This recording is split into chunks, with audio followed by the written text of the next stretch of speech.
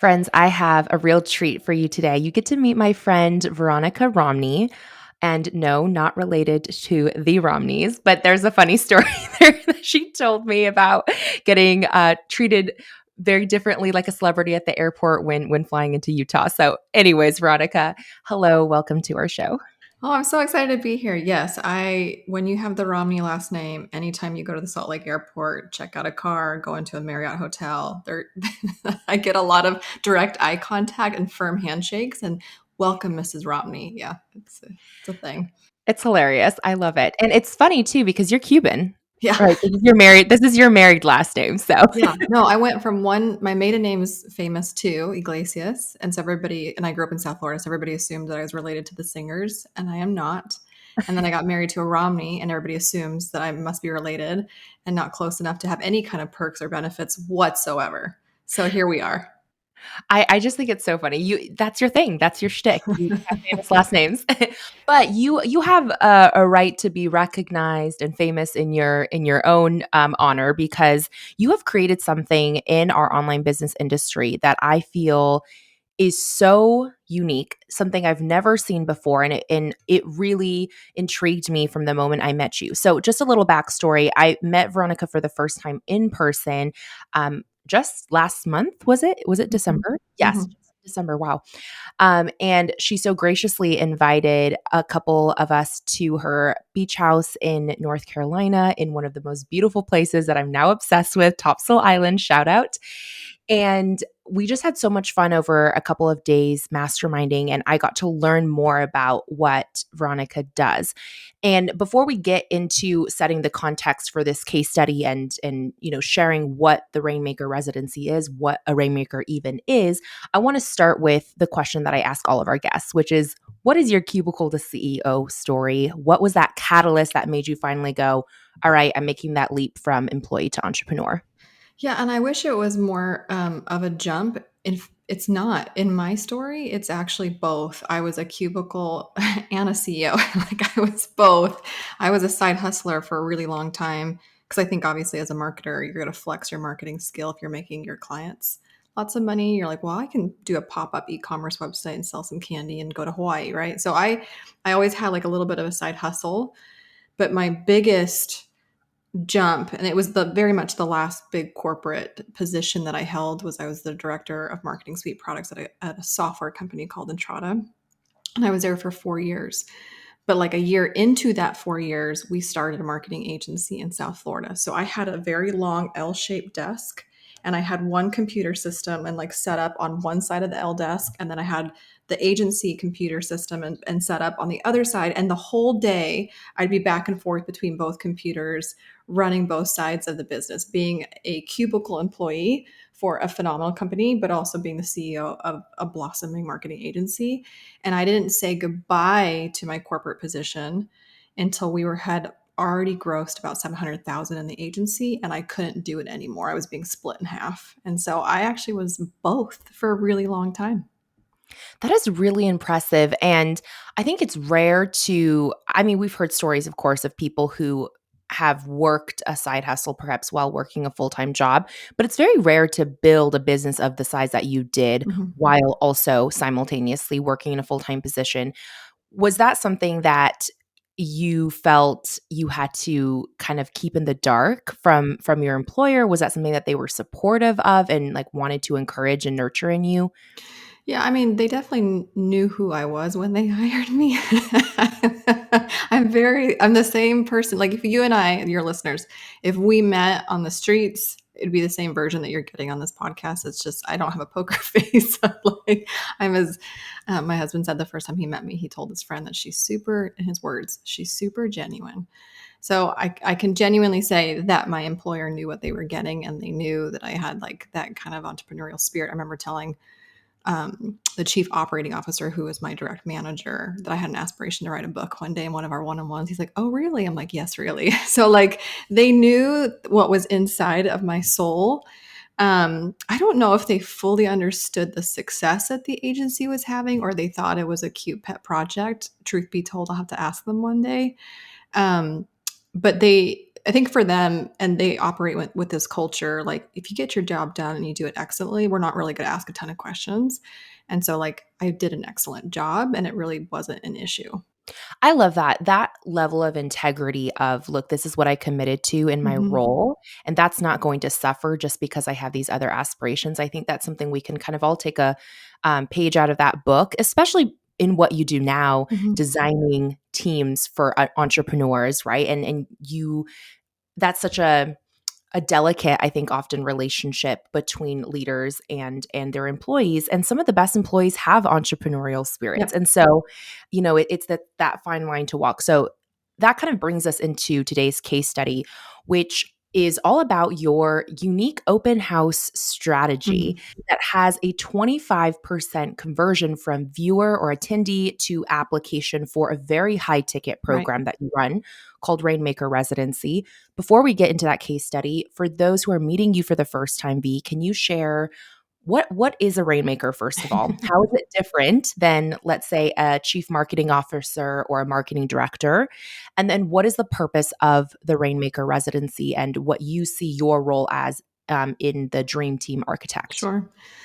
Okay, yes. So, Rainmaker Residency, we make rainmakers. So, a rainmaker is a marketing leader. A very straight definition is this person is responsible for all of the activity that converts a prospect into a customer. So, basically taking $0 and turning it into $1 for the first time. And that includes building an audience, nurturing, courting, flirting, right? And then converting said audience. And that's all of that activity. And it will look different for different business model types. For you as a media company, for an online course creator, for an influencer, for, service provider, it's a little bit different as far as like their day to day or the strategies they're executing. But ultimately, the job is the same. My job is to lead a team of marketing doers and execution, and that includes vendors, contractors, internal interns. It doesn't matter, but you're leading a team, including yourself, to excellence, to basically making it rain for an organization. And the Rainmaker position is one of the most sought out in the online space by online CEOs and one of the worst to hire or find. It Mm. is very easy to find operations leaders, director of operations, because there's a ton of certifications that make them, and like they're a diamond, like there's so many and they're fantastic, but operations is not marketing. The creativity, the innovation that is required on marketing front at the pace of an online entrepreneur is very different of an arena than it is operations and customers and fulfillment. And quite frankly, if there is a candidate that you're excited about and they're not scared to be in front of the camera themselves, there's always the risk that they'll leave you to do their own thing, which is why they're so difficult to find. And so I created a leadership development program called the Rainmaker Residency that makes elite rainmakers for online CEOs so that they stick and that you trust them to execute your marketing ideas better than you can, because you shouldn't be the singer and the backup dancers at the same time. Thank you for that description. I'm just curious. One question that always comes to mind, I think, for people when they're looking at hiring or building out their marketing team structure is the chicken or the egg dilemma. Well, who do you hire first? Do you hire the leader, the rainmaker, who then finds the doers, or do you do the opposite and you find doers who implement the tasks, and then as your organization grows to a certain level, you bring in the rainmaker to lead them and remove yourself from that role? Phenomenal question, because you are a phenomenal host. I'll tell you that the answer is actually found in your P&L. It's found in your books. So this is more of a cash answer than it is anything else. Because if you think about it, right, a funded CEO is going to bring in elite leaders first and then rely on the leaders to build the team underneath them. But a startup CEO, an entrepreneur who literally eats what they hunt and bootstraps their company, will go backwards. They'll start at the very bottom. They'll have contractors, interns, vendors. They'll get as scrappy as they can with the doers that they have at the affordability rates that they can. And then once there's too many chicks to hold space for and you still need to be outside of the business home doing your thing, that's when there's enough space and cash for that mid-tier leader like a rainmaker to come in and hold the team for you so you can be out of the house even more. I love that explanation, and I don't think that's the answer I was Mhm. expecting, but now that you say it, it totally makes sense because one of the things I know you and I talked about in private when we were in North Carolina together is that Wait, on the kitchen floor? yes. Yeah. Yes, we totally sweet Veronica, indulged me. I just like I feel like Papa Squat, it's like the Asian squat, like wherever, but there was a stool, so I sat on it, and she so lovingly and kindly sat on the kitchen floor with me. But anyways, it was this whole discussion on how as a CEO, you have to be prepared to not only make an investment in a program like Rainmaker Residency to train or develop a leader, but you also have to have the appropriate salary for or available to be able to hire and maintain Mhm. that person on your team. So that makes complete sense what you're saying here. And I think what really drew me to this whole concept of a rainmaker in the first place was actually like a hook that you put on one of your, I don't know if it was a sales page, an opt in page, but it was that concept of, are you tired of being the only person in your company who is thinking about how to make money? Yep. And oh, that spoke to me on like such a deep level. I really feel like a lot of CEOs in the position that you described that are bootstrapped, that are startups, that like you say, eat what they hunt. Um, Mhm. that is very much a focal, I think, struggle and a ceiling that many of us hit in trying to scale really beyond ourselves, right? Yeah, and it's heavy. It's so heavy, to hold space not only for the vision that is your company and that tap that you had on the shoulder to do the hard thing, to get yourself out there to like start something from nothing. That challenges you on a daily basis. You are constantly reminded of what you don't know more than what you do know that gave you the confidence to even try in the first place. And then on top of that, you always have to pay the bills. Yeah. There's always the bills. There's always the operational cost. And who else has to think about making money other than the CEO unless you partner with somebody internally like a rainmaker who you can actually assign that responsibility to them so that you can then go and do what only visionaries can do best and they just harvest all of that activity and convert all of the activity that you're doing like right now. Mhm. That's amazing. I think that's a dream for so many. And I hope that this bit of background sets the stage for the case study that we're talking about today, which is how Veronica applied a very unique marketing strategy to bring in potential clients or students for her program Rainmaker Residency. And it's this open house strategy, which I don't want to compare necessarily this directly to something like a webinar because it's apples to oranges, but I think it kind of helps frame the idea because if you think about it, a lot of people in the industry who have high ticket programs, they funnel people into their high ticket programs by perhaps doing a training, a free webinar, where at the end, the call to action is apply. But the thing about webinars is the industry average for webinars are the numbers are actually quite low, like 1 to 3%, I think, is an average conversion rate for a webinar. That doesn't mean it can't be profitable. Like we obviously had an amazing ride with the webinar funnel that we had for several years. However, what really brought me into your case study was your open house has a 25% conversion rate from attendee to applicant. And so go ahead and share with the listeners what is this open house strategy? What was the intention behind creating it? And walk us through like what that actually looks like for an attendee to come to your open house. Yeah, it's a really fair question, and I'm a huge fan of alternatives because not exactly how you said it. It's not that webinars are ineffective and they don't work. It's like when people said the email was dead. I'm like, no, email has never been dead. So like, Never will be. webinars still work, emails still work. These really sound and true, tried and true methodologies in the marketing world absolutely still work. I just knew for me that I literally attract people who host their own webinars. So, like, think about it though. Everybody that's in my program is at a position where they're scaling, right? They're in the very high multiple six figures. Most are in the seven figures, going to eight figures. I even have one member who's at 45 million a year already. So, like, these are different types of players. In fact, they're the kind of players that are hosting their own webinars, their own challenges, their own stuff.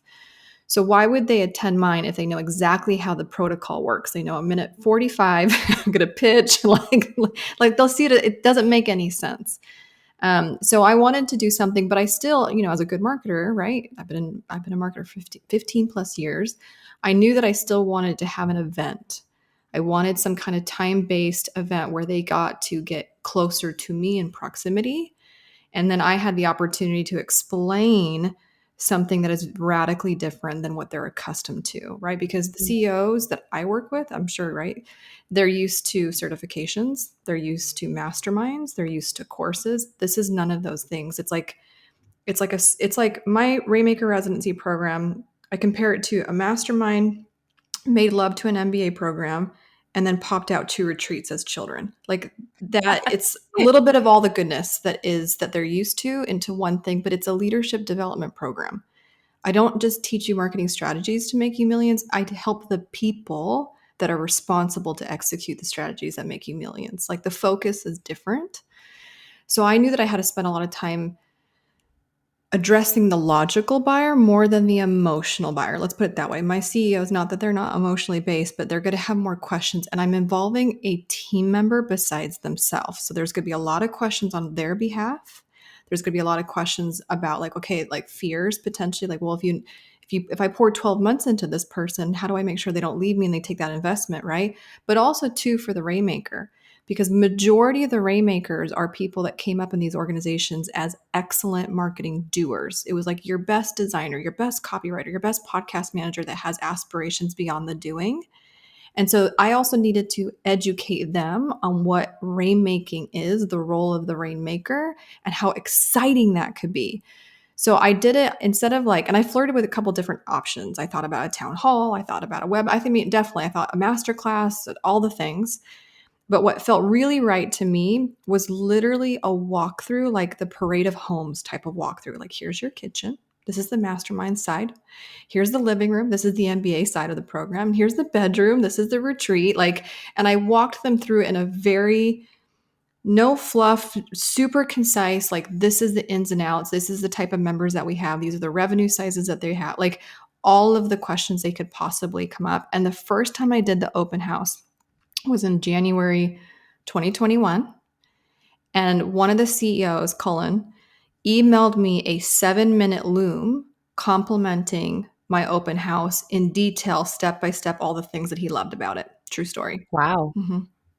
That's very impressive. And you're right. It's I think it's an even higher compliment because what you said about how knowing your audience is key. And that's something I want to pull out for all of our listeners, even if you don't serve a similar market to Veronica.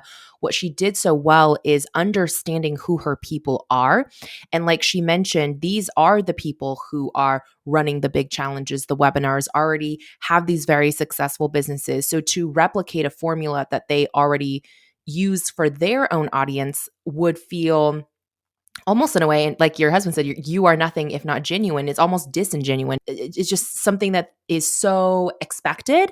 And I think the whole reason people are attracted to the work that you do is because everything you do is unexpected. And so I really love that you honed in on understanding who your audience is first, and then custom creating a marketing strategy based on that. Whereas I think most people, when they approach their marketing, they try to find a container that has worked well for other people. Like they'll look around themselves and say, oh, that person got to 7 figures using a webinar funnel, or oh, this person is really active on TikTok and they did this. And they use the container first and try to manipulate it to their audience versus the other way around. Yeah, no, 100%. I mean, I've worked for some big names in the industry, and I was the one that was making the golden calf that the people worship. Like, I was the one that made the webinar decks, or I was the one that did that architect the funnel for this brand or this organization that I was a part of. So, absolutely, there's a lot of imitation. It's a form of flattery. I just didn't want to disrespect my CEOs. I know they don't have a lot of time. I know it's a new Mhm. concept. Here's the thing. Here's the thing that I learned though that I didn't expect. I knew that the open house had to be different and it had to be like to the point. What I didn't expect is how much I thought it was an asset for the CEO, but what I didn't realize was that the CEO took it as an asset for their team member that they wanted them to be the rainmaker. So like I would deliver it to the prospective member of the Rainmaker Residency, but they would take the open house link and then they would give it to their, their dream Rainmaker within the organization, so that person could watch it as opposed to them having to articulate what a Rainmaker is because it's still new to them. And then what I also didn't realize was that prospective Rainmakers from the outside actually started to register. So even though it was a 25% registration to application ratio, it was almost like another 25% of the people that registered were prospective Rainmakers who wanted me to find them CEOs that they could work for. So and we're not a recruiting company. No, thank you. However, the only exception is that we do what I say matchmaking. We do matchmake CEOs that don't have Rainmakers that want to be in the program, and prospective Rainmakers that are not happy with their current work homes or environment, and they would like to be paired with a CEO that believes in them as much as they believe in the mission. And so that has been something really exciting for me to see these prospective Rainmakers who we then got to match with the CEO on the call. So that was really fun. That was something that I didn't expect. I think that is one of the most valuable assets actually that you offer through your program through Rainmaker Residency, because I think that is a holdup for a lot of CEOs as well, or founders, especially those who have very scrappy, lean teams. There may not be someone in the organization that immediately jumps to mind as, oh, this would be a person that can be developed into a Rainmaker. And so the daunting task of having to look outside your organization and find that on your own can be really overwhelming, especially if you're still new to the concept of what am I even looking for. And so the fact that you kind of take that off your client's plate if they're part of your residency, I think is a huge asset. So I love that you brought that piece into it too. I want to get a little bit more into the nitty gritty of what the open house Sure. looks like in terms of, because so for our show, our tagline for the show is always we ask entrepreneurs the business questions you can't Google. Mm-hmm. And our goal for our listeners is they come to every single interview and leave this case study with something tangible that they could borrow and implement in their own business if it makes sense for them to do so. So let's talk about, at this open house, you mentioned time was something you wanted to consider because these CEOs are busy. So how long typically are your open houses, and are they a paid event or are they a free Nope. opt-in? No. So you go to the Rainmaker Residency as of this recording. You go to rainmakerresidency.com, and then when you click on the button, I would like to learn more, there's an opt-in, and on the back side of that opt-in is the open house recording, so you can see it right now, right? And it is free. Mhm. So yes, let's talk about the skeleton of the open house, because Yes. it's not like a webinar. It's not like secret number 1, secret number 2, secret number 3 that really leads into the pitch. And then Yeah. I tell my story. It's not that. I like I said, I build those. I know those. The open house is very much, we start with a very acute problem that Mhm. they are doing too many things and are stunting their own growth. They're now at a place, like they've reached a level of success in spite of themselves, right? Because a lot of these CEOs, because of their savviness, because of their own brilliant marketing mind that they already possess, because of strategies that they've picked on the streets, in a book, in a listening to your podcast, or going into a mastermind. Okay, I have this idea. I go into the shower and I get more ideas. I'm constantly being flooded with ideas. And then it's incumbent upon me to go inside a project management system and deconstruct it and assign it out to all the doers, and then manage that to make sure that the launch is complete, even though I'm supposed to be the personality behind the launch, right? So these people have an acute problem where they can't be everything to everyone, and we have to let go, and we have the money to do so. So we're going to bring in a leader so that they can let go, right? So we're going to start with the really acute problem, and then we're also going to go directly into what a Rainmaker is, exactly what you asked me on this podcast, because this is something that has never been said before. And the reason that I even use the word Rainmaker as opposed to CMO or director of marketing or head of marketing or VP marketing is, quite frankly, in our online industry, there's a lot of title inflation that is unwarranted. Unless you're a 10 million, $100 million business, why are we having chiefs? What are you the chief of? Usually a chief is over directors or VPs. It's way more of an accordion of an infrastructure, but we throw titles like crazy, and we're actually really small business owners, and then we screw ourselves in the feet, in the foot, right? So we don't want to Mhm. inflate these people's titles where they go to Glassdoor and they're thinking their salary should be like $200,000. You're like, wait a minute, but our business size is 2 million. A $200,000 salary doesn't match a business that's 2 million a year. So the fact that the Mhm. reason I say Rainmaker in the first place is because this position in the online industry is unlike anything else, and there is really no corporate equivalent, but we do make it Mhm. rain, right? So I had to explain that. And then again, we start, okay, so you have an acute problem. I'm presenting this answer, which you're not even on the open house if you didn't see that already as an equation on my sales page or application page, right? But now let's go through the mechanics of how I actually make said rainmaker to give you the confidence behind that. So that's what I'm saying. And then I can deconstruct the MBA part, the mastermind part, the retreats part. And then there's always the questions about how much time does this take? When will I see the rainmaker ROI? All of those type of things that I get in my DMs on Instagram all the time. And I just go through them back to back to back. The third time I did the open house, I remember, so Kate Northrup is in my program and her husband, Mike Watts, she sent him to attend the open house on her behalf. And I remember I finished the open house, which takes like 45 minutes. And then it's just like a free for all of just questions. And I just stay on until there's no more questions. And I remember Mike in the Q&A, he said, holy crap, this is like super dialed in. I was like, thank you. Cause words of affirmation, my love language. But like, that's what I mean. I literally just go through the ins and outs of the program, answering all of their questions, not wasting any time. I love that. By the way, shout out. Kate Northrup was just on our podcast recently, and a bunch of you DM'd us saying how much you loved her approach to, syncing your menstrual cycle with your productivity. So I love that Kate is also in your program, Veronica. Okay, so just as a recap to kind of regurgitate what you just said and make sure I understood that correctly. So basically, people come to this open house. Right now it's evergreen and people can access it anytime, but it sounds like you've done it live a few times, and you start off by really honing in on what the actual problem is, the pain that they feel around being the only person in their organization that is doing all of these, long-term kind of like marketing strategies to actually make money. After you describe the problem, then you are defining what a rainmaker is, what they do, and then you take them through essentially this is what it's going to look like if you come through our program and the different elements of your program. You're really outlining those details. And then you jump into Q&A, both things that you've curated from past questions that people have asked you privately in DMs, as well as the live questions from attendees, like the question from, Mike that you just shared. Was that an accurate recap? Yeah, it is. I'm like on my second monitor, I'm pulling out my slides because I want to make sure I deliver to your listeners and that there's just no ambiguity. The other thing that I definitely talk about, which is, I don't know a lot of providers that do this. I actually summarize the profile of my members.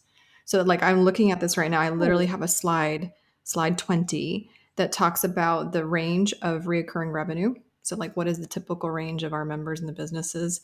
I talk about the tenure that the Rainmaker and the Visionary had before they entered the program. Like, are these like 15-year team members that you want to level up, or is this somebody that you just started with?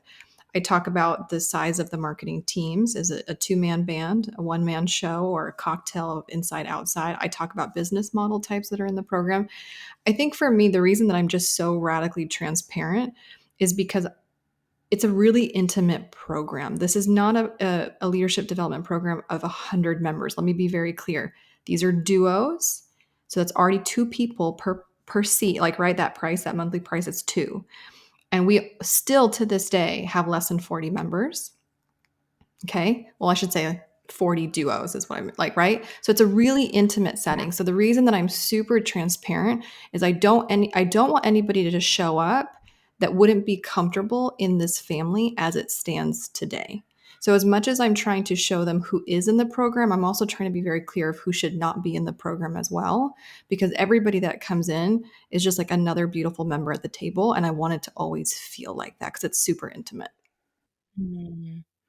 Okay, I'm obsessed with this idea of including like in essence, a dream client profile or dream student, whatever you want to call it, profile, because so much of our work as founders, as marketers, is building these ICAs, ideal client avatars, right? But it's always in private. It's always something that's done kind of like behind closed doors through our market research, and we have this understanding of this person that we're trying to attract, and then we utilize that persona in our marketing. But you're right. I don't think there's a lot of public outlining of, hey, this is exactly who has had the best success Yep. in our program, and this is who you need to be and who I want to attract, and if you're not this person, don't apply.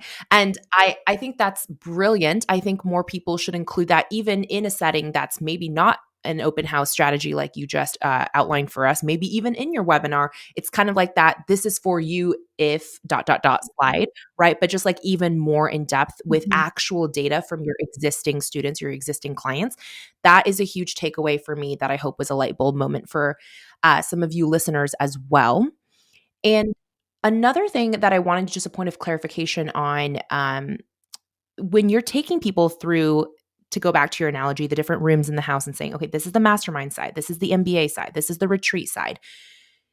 How is that similar or different from the syllabus that you offer as a free opt-in? Because that also has a really high opt-in rate on your website, like 32% or something, right? Yeah.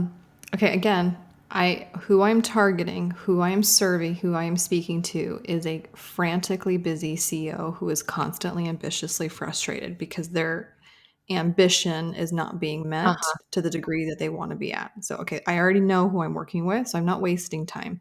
So, yeah, I was telling you that like I have stumbled upon some very successful opt-ins, and one of those is just 100% disclosing my entire syllabus for the MBA side. So not I don't there's three pieces. So I go really deep into the MBA side, which is my Fortune 5 framework. So this is how I take somebody who has an aspiration to be a rainmaker and I make them a rainmaker by taking them through the five fortunes, the five key pillars where most of these relationships go wrong. So, and also keep in mind the framework is a consumed MBA program or curriculum by both parties. The CEO watches it and listens to it on a private podcast, and so does the rainmaker. And then I do bi-weekly fortune fix calls where they both show up and we talk about the material. We workshop what this looks like in their business organization. So my opt-in is the syllabus. This is everything that I teach in Fortune 1, everything I teach in Fortune 2, and all the way through Fortune 5. And it is, yes, it is completely transparent. The syllabus is a nod to when I used to have to create syllabus for university curriculums because that's absolutely how it works. And then you get approved. The syllabus gets approved by obviously the education system and the dean. But that's where it comes from. As I just disclose my syllabus. Mm-hmm. So that I love that you told us about your past in working at a university, because that's exactly what I thought of the first time you said syllabus. I was like, I feel like I'm being heralded back to my college days. Mm-hmm. Syllabus week, I'm not going to lie, was my absolute favorite week of every term in college, because it's that first class where all you do is you get that sheet of paper, like this is what we're covering this quarter. And it was kind of like a throwaway week. So I really did love syllabus week in college.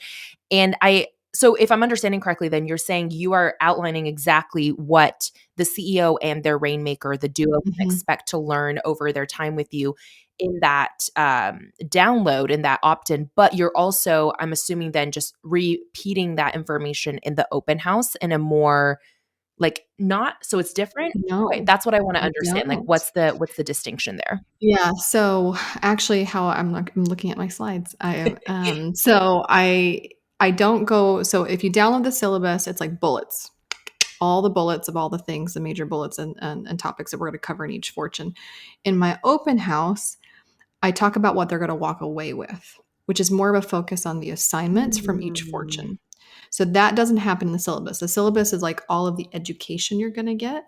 And then inside of my open house, I talk about, because of Fortune 1 being focused on the marketing leader, one of the things that we have to do first as a duo is you have to submit to me your org chart.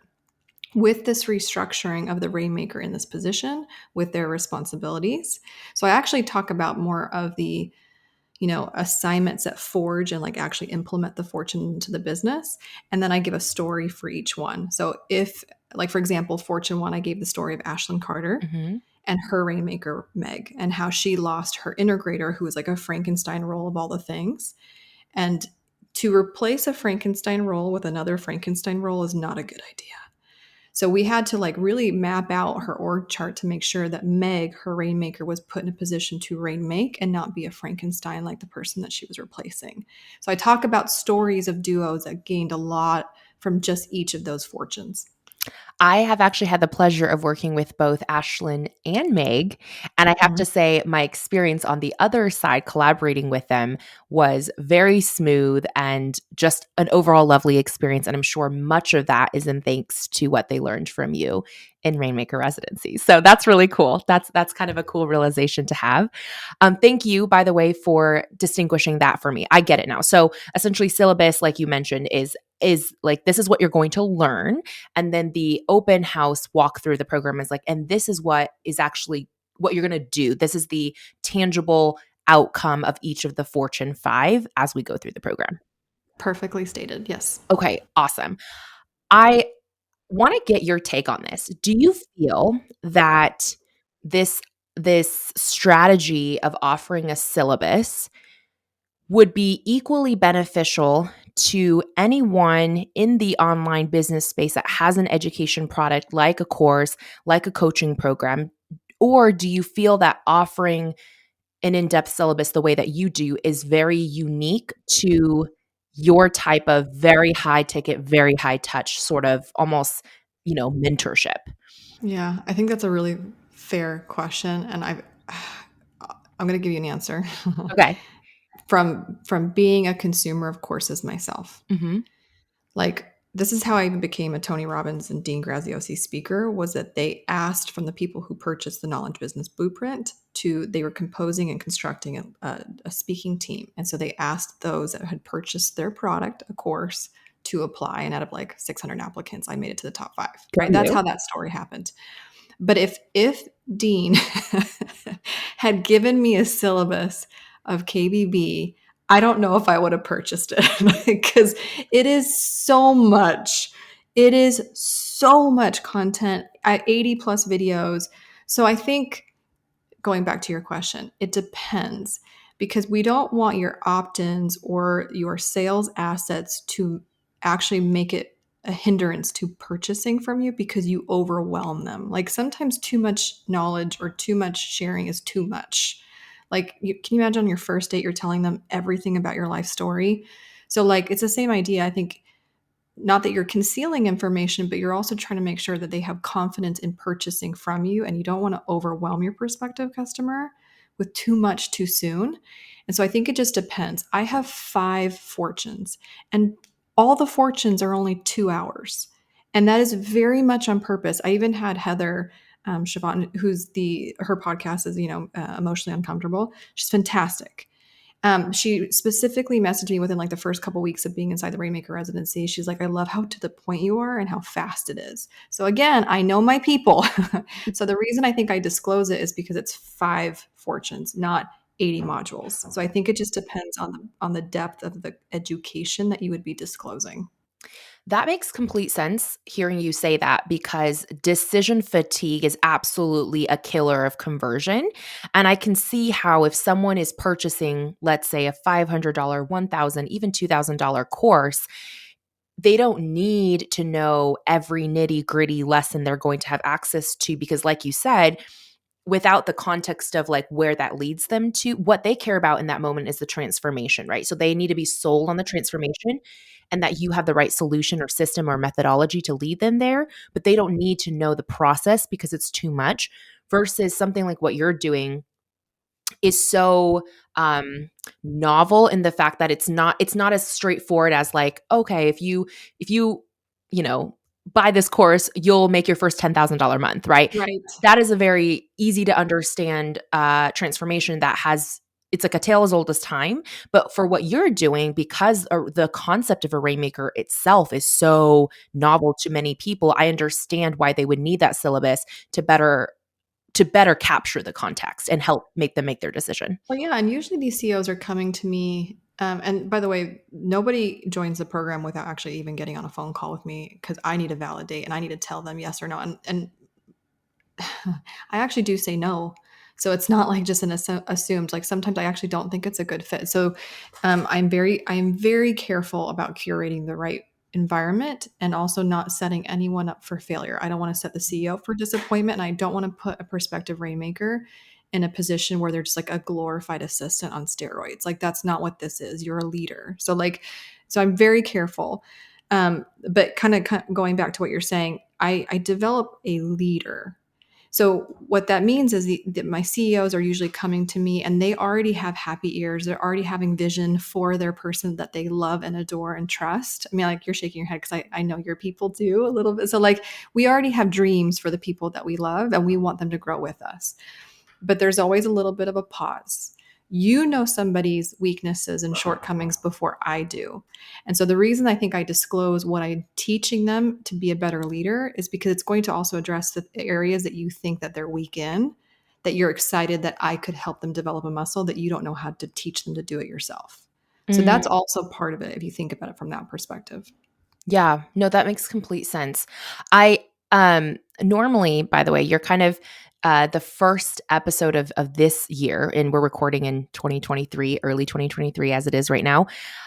Usually somewhere in the halfway mark of our interview. And we're actually, I know, nearing the end of our time together, but normally during the middle of this conversation, I would have done like a lightning round where I asked you 3 just for fun questions. And recently, I've been toying with this idea of replacing that with asking my guests like their hot take on something that might be a little polarizing. And so if you're willing to play the game, V, I would love for you to be the first person to tackle this. Are you game? Did we not establish that I'm a Cuban and feisty? Yeah, I'm game. Let's Okay, go. I knew you were the right person to ask. Okay, so here's hot take number one that I would love your opinion on. Why do you believe that fractional CMOs don't work for organizations? Let's go. Okay. So, and this is coming from somebody who was a fractional CMO, a fractional chief of staff. Again, the chief title kills me sometimes, but fractional strategy, I'm cool with. Fractional people managing, not cool with at all, not even close to cool with. I don't want a part time parent in my business. I need a full time parent over young professionals, doers who need to be developed as well.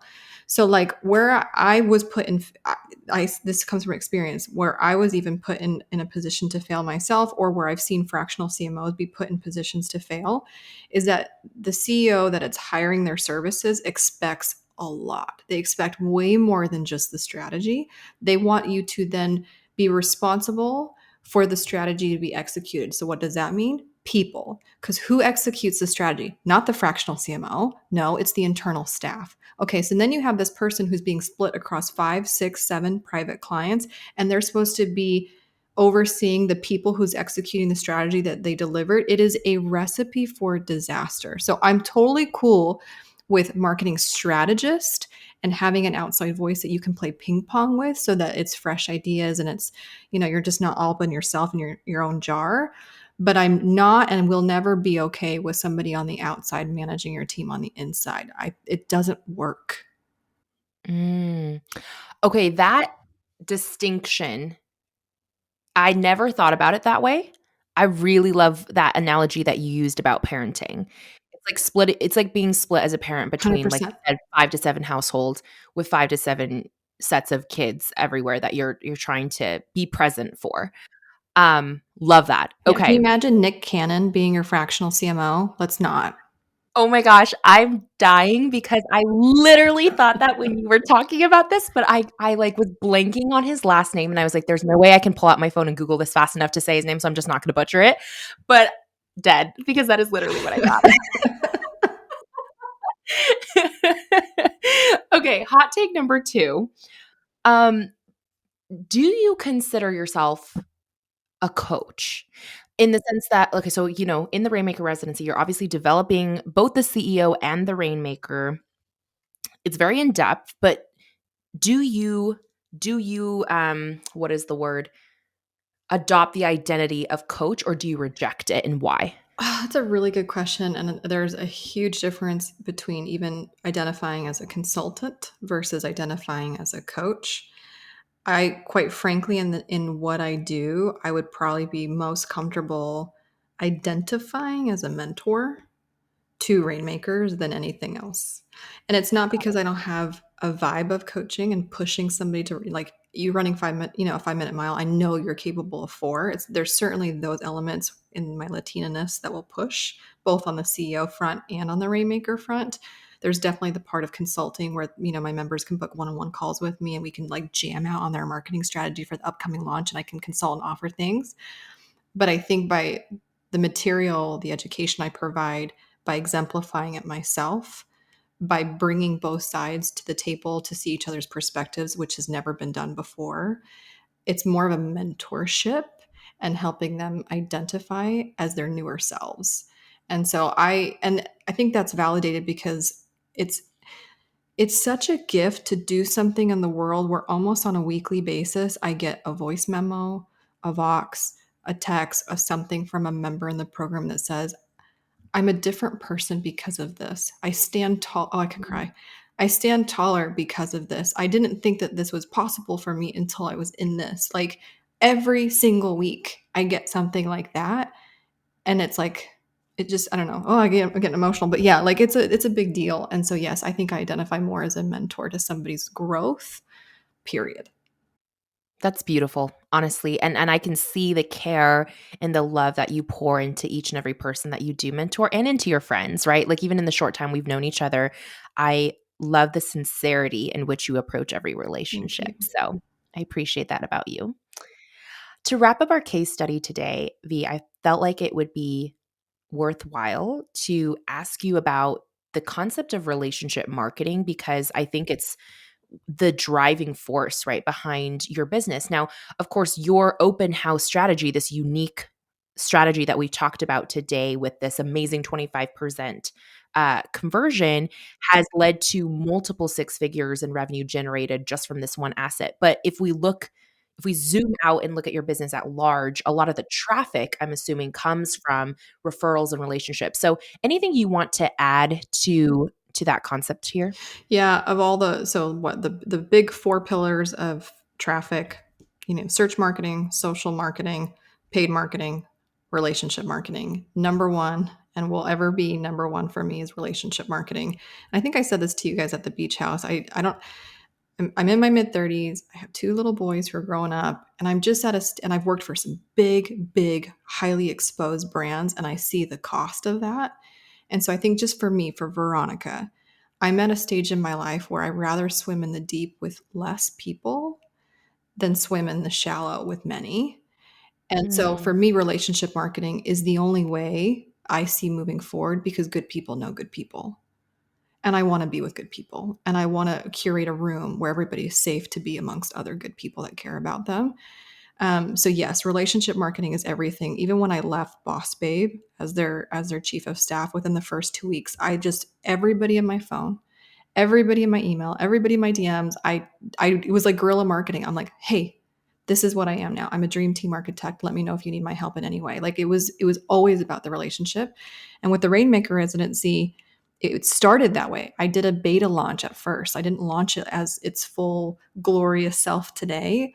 I launched it just to see, would there really be CEOs that would be willing to invest in a team member as much as they are willing to invest in themselves? Like, big question. And so I told my friends and I told my meaningful relationships. And now, having done this for over a year, now our members are telling their their friends and so now it's this beautiful like ripple effect of reciprocity. But everything that I do is relationship oriented. The podcast is relationship oriented. Even on Instagram, it's relationship oriented. It's like the heart of my business is just people knowing good people. I love that. And I gotta say, in 2023, anytime someone has asked me like what marketing um, just strategy we're really excited about, it's relationship Mhm. marketing. I think that there is this return almost, it's almost full circle to some of the most traditional forms of marketing that have been kind of tucked away and outshined by, all these flashy strategies and online tactics and social and all of those things work. I like we said at the beginning, it's not that any one thing does not work. It can work for any for specific types of business, any tactic could work, but I love the heart behind relationship marketing and the longevity of it.